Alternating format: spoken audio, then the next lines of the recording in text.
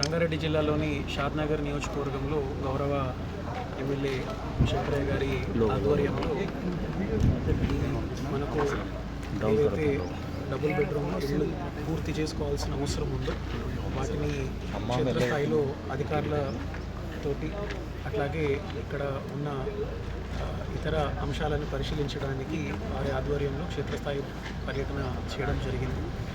ఇక్కడ ఉన్న ఈ డబుల్ బెడ్రూమ్ ఇళ్ళని ఎంత పూర్తిగా మనము అందుబాటులోకి తీసుకురావాలన్న ఉద్దేశంతో ఈ విజిట్ చేయడం జరుగుతూ ఉంది.